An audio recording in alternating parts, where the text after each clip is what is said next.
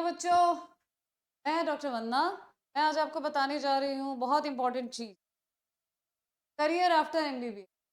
बहुत सारे बच्चों से बात होती है तो बच्चे कहते हैं कि मैम, एमबीबीएस करेंगे उसके बाद एमडी करेंगे, पढ़ते ही रहेंगे क्या, कमाएंगे कब? तो ये बच्चों के दिमाग में जो एक कॉन्सेप्ट है कि एमबीबीएस करना है और उसके बाद हम क्या करेंगे एमबीबीएस के बाद। तो मैंने सोचा चलिए आज मैं आपको बताती हूँ कि हम एमबीबीएस के बाद क्या क्या कर सकते हैं। एमबीबीएस का कोर्स कितने साल का होता है? आपने सुना होगा, एमबीबीएस का कोर्स जो होता है वो 5.5 साल का होता है। 5.5 साल का कोर्स मतलब 4 साल आपने पूरा पढ़ना होता है, और 1 साल जो होता है वो आपका इंटर्नशिप का होता है, प्रैक्टिस का होता है। उसमें आपको किसी हॉस्पिटल में रहकर आपको प्रैक्टिस करनी होती है। जिस कॉलेज में आप पढ़ रहे हैं या तो उन्हीं का हॉस्पिटल होता है या आप अपनी चॉइस से हॉस्पिटल। आप हैरान होंगे ये जानकर कि जब आप उस 4.5 साल की स्टडी के बाद आप जब प्रैक्टिस करने जाते हैं तो आपको उस वक्त क्या मिलता है? स्टाइपेंड मिलता है। एक अच्छा खासा अमाउंट मिलता है स्टाइपेंड प्रैक्टिस के दौरान, because that time also you are serving. जब आप इतना अच्छा काम कर रहे हैं तो आपको तब स्टाइपेंड शुरू हो जाता है। तो आपको स्टाइपेंड उस वक्त कितना मिलता है? आपको उस वक्त 20,000 से 40,000 तक का स्टाइपेंड मिलता है, जो 5.5 साल पूरे होने तक मिलता है। मतलब 5.5 साल की डिग्री है तो 4.5 से लेकर 5.5 1 साल तक आपको पूरा। तो एमबीबीएस पूरा हो गया। एमबीबीएस पूरा होने के बाद आपके पास दो ऑप्शन रहते हैं।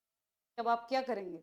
दो ऑप्शन में एक ऑप्शन है आपके पास है कि या तो आप फर्दर स्टडी करिए, जैसे आप पोस्ट ग्रेजुएशन कहते हैं, स्पेशलाइजेशन कहते हैं जिसको आप पोस्ट ग्रेजुएशन, या हम एमडी या एमएस। एमडी का मतलब होता है डॉक्टर ऑफ मेडिसिन, और एमएस का मतलब होता है सर्जरी में करना, मास्टर ऑफ सर्जरी। तो सर्जरी में कर सकते हैं या आप एमडी मेडिसिन कर सकते हैं। मेडिसिन के अलावा एक और बात आपको बड़ी इंपॉर्टेंट बात बताऊं कि एमबीबीएस के दौरान आप टोटल 19 सब्जेक्ट को पढ़ने वाले हो। 19 सब्जेक्ट को आप पढ़ते हैं। उन 19 सब्जेक्ट के वे आप किसी भी सब्जेक्ट में पोस्ट ग्रेजुएशन कर सकते हैं। ये आपकी एमडी के दौरान आपको एक बहुत अच्छा अपॉर्चुनिटी मिलता है। आपकी चॉइस का सब्जेक्ट नहीं है, उसमें नहीं, आप 19 सब्जेक्ट पूरे एमबीबीएस के दौरान जितने सब्जेक्ट थे उनमें आप पोस्ट ग्रेजुएशन।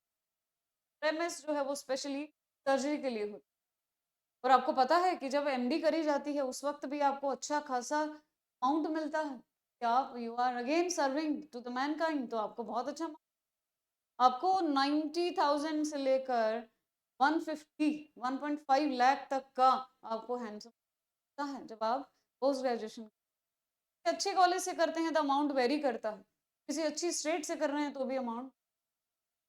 एम्स में करेंगे तो आपको 1-1.5 लाख रुपया मिलेगा अगर आप पोस्ट ग्रेजुएशन करते हैं।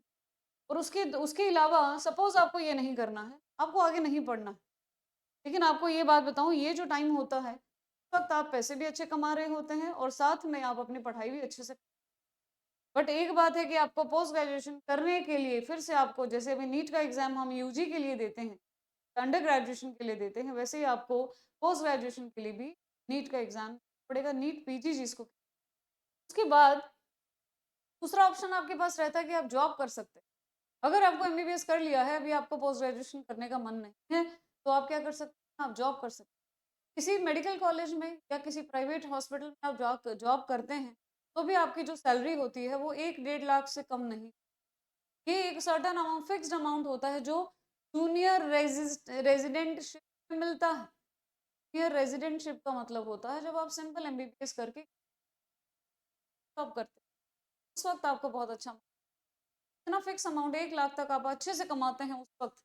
और अगर अभी आप एमडी कर लेते हैं और एमडी करने के बाद आप किसी कॉलेज या आप कनेक्ट होते हैं किसी बड़े हॉस्पिटल, एम्स वगैरह में चले जाते हैं, या कोई और हॉस्पिटल, स्टेट हॉस्पिटल में जॉब करते हैं, किसी मेडिकल कॉलेज में भी आपकी जो वो 1.5 लाख से 2 लाख के। तो इसका मतलब ये हुआ कि एमबीबीएस के आखिरी साल से ही आप कमाना शुरू, बहुत अच्छा अमाउंट आप कमाते हैं।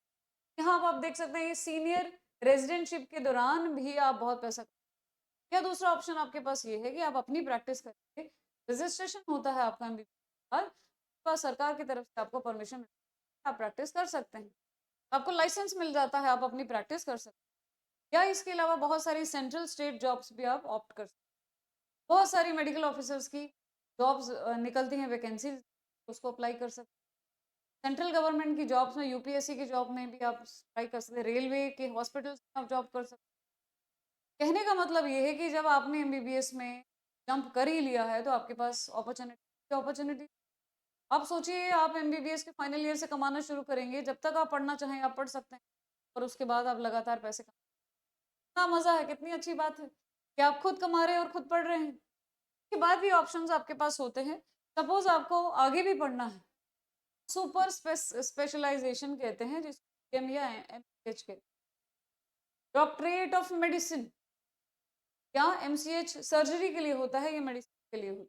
जब आप स्पेसिफिकेशन कर लेते हैं कि मैंने गेस्ट्रोएंट्रोलॉजिस्ट बनना है, डायबिटोलॉजिस्ट बनना है, कार्डियोलॉजिस्ट बनना, जब आप बहुत ही ज़्यादा स्पेसिफाई कर लेते हैं उस वक्त आपको सुपर स्पेशलाइजेशन कर।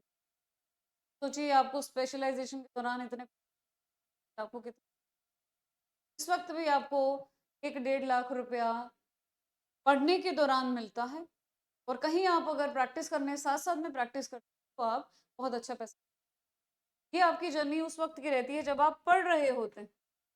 फिर भी आपको ब्रीफ कर दूं, ओवरऑल ब्रीफ कर दूं कि जब आप स्टाइपेंड इंटर्नशिप में लेते हैं तो मिनिमम आपको 10,000 की शुरुआत हो सकती है, चाहे वो बहुत स्टेट ऐसी हो कि वहाँ पे बहुत कम मिलता हो या बड़े अच्छे कॉलेज में, बड़े अच्छे हॉस्पिटल में आपने किया हो, तो आपको 25 से 40 तक जा सकता है, 40,000 तक जा सकता है।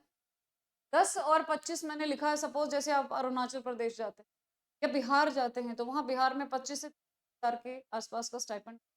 अरुणाचल प्रदेश की तरफ जाएंगे तो आपको स्टाइपेंड कम मिलता है। जितना ज़्यादा आप सिटी में रहेंगे आपको उतनी अपॉर्चुनिटी ज़्यादा मिलती है, आपको ये स्टाइपेंड 40,000 तक चल। प्राइवेट कॉलेजेस में अगर आप जॉब करते हैं, मिनिमम एमबीबीएस के बेसिस पे प्राइवेट कॉलेजेस में आप जॉब करते हैं तो मिनिमम अमाउंट आपको 40 से 90,000 तक का मिलता है, इतना मिल जाता है। और उसके बाद अगर आपका 1 घंटे का, किसी 1 घंटे के लिए किसी पेशेंट को देखने जाते हैं, विजिट पे जाते हैं, तो एक विजिट का एमबीबीएस डॉक्टर 1-1 हज़ार रुपया चार्ज करते हैं, दैट इज मिनिमम। और एक विजिट करने के लिए हॉस्पिटल में 1 घंटे के लिए अगर स्टूडेंट बन के इंटर्नशिप के दौरान भी आप जाते तो आपको 500,000 रुपया मिलता, because now you belong to a very reputed field, एक बहुत अच्छे रेप्यूटेड बिलोंग करते हैं तो आपको एक हैंड मिलता ही है। आप सर्विंग के लिए जा रहे हैं तो आपको पैसे। तो ये जो स्ट्रेस होता है कि मैं क्या करूंगी, पीबीएस के बाद मैं क्या करूंगा, मैं पैसे कब कमाऊंगा, तो ये स्ट्रेस आपका दूर हो गया है। क्यों? क्योंकि आप पीबीएस के तुरंत बाद ही लास्ट ईयर फाइनल ईयर से ही बहुत अच्छा, you will be free, you can study further, आप अपने ही पैसों से अपनी पढ़ाई बहुत। दूसरा एक और है, देखिए गवर्नमेंट हॉस्पिटल में अगर आपकी जॉब लग जाती, मेडिकल ऑफिसर की आपकी जॉब लग जाती है या किसी मेडिकल कॉलेज में आप पढ़ाने जाते हैं तो मिनिमम, ये मैंने मिनिमम कहा है, मिनिमम आपको 90,000 से 1 लाख तक की सैलरी। लेकिन वही बात आ गई, किस सिटी में है और किस कॉलेज में है, हॉस्पिटल में है, उस हिसाब से आपकी सैलरी 1.5-2 लाख रुपया। इतनी सैलरी आप मान के चलिए शुरुआत में मिलती है। और आपने देखा होगा कि जैसे जैसे डॉक्टरेट में आपका एक्सपीरियंस बढ़ता है, पेशेंट्स बढ़ते हैं, आपका एक्सपीरियंस बढ़ता है, earn like any. This is the whole which I wanted to tell you, कि मैं बताना चाह रही थी कि एमबीबीएस के बाद डरने की बात नहीं। 10-10 12-12 साल आपको पढ़ना नहीं, पढ़ाई बहुत छोटे छोटे सेगमेंट में आपको करनी है, दैट टू व्हाइल अर्निंग, आपको कमाते कमाते पढ़ना है। तो आपको पापा का स्ट्रेस नहीं लेना है, पापा कमाएंगे तो कब तक पापा से लेंगे, वो स्ट्रेस नहीं है। क्यों? Now you are good earner, आप खुद कमाने लग जाते हैं। देखिए इसके बाद एक और बात बताऊं, सपोज कि आप चाहते हैं कि मुझे एमबीबीएस के बाद इतना आगे नहीं पढ़ना, डिग्री नहीं करना, आप डिप्लोमा कर सकते हैं। डिप्लोमा 2 साल का होता है, डिग्री 3 साल की होती है, डिप्लोमा 2 साल का होता है। डिप्लोमा में भी आपको स्टाइपेंड मिलता है, में भी आपको सैलरी मिलती है। के बाद आपको, जैसे मैंने कहा कि अगर जैसे अभी आजकल के टाइम के हिसाब से अगर आपको देख बाद आप क्या करें, तो आप डिप्लोमा हॉस्पिटल मैनेजमेंट का बेस्ट ऑप्शन होता है। आजकल तो बहुत पैसा है इसमें। क्या करते हैं, हॉस्पिटल मैनेजमेंट का एक डिप्लोमा किया जाता है, इसमें हॉस्पिटल में मैनेजमेंट का सबसे जाता है, and then you have to be the hospital as a manager, आपको पूरा हॉस्पिटल आजकल बहुत कॉमन है और बहुत अच्छा अमाउंट इसमें मिलता है।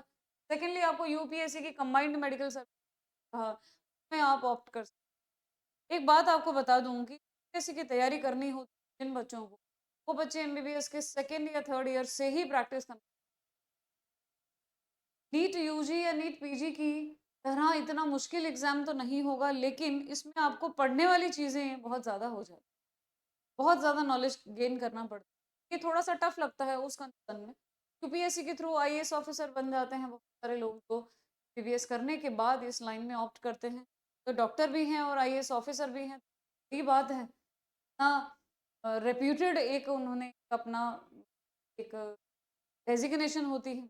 जिनको एमडी नहीं करनी है, डीएम नहीं करना है, एमसीएच करना है, ये ऑप्शन होता है, कोई डिप्लोमा साथ में कर, जिनको अपना फार्मास्यूटिकल कंपनी को अपना कोई ना कोई हॉस्पिटल में, देन इट इज ओके। तो ये बिल्कुल दिमाग से निकाल दीजिए कि केस करने के बाद मैं क्या करूँगा, क्या करूँगी, मैं कब कमाऊँगा? Immediately when you enter into the MBBS you start earning, बहुत अच्छा अमाउंट आप कमाते। जब हम स्टाइपेंड लेते थे तो हमारा स्टाइपेंड 10-15 हज़ार से ज़्यादा नहीं होता।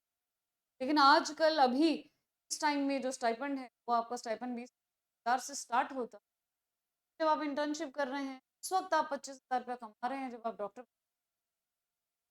थैंक यू सो मच, यही मैं आपसे बताना चाह रही थी। आई होप आपका थोड़ा सा विजन क्लियर हुआ होगा, और बहुत सारे टॉपिक्स लेकर आपके सामने जरूर आऊंगी। Thank you so much.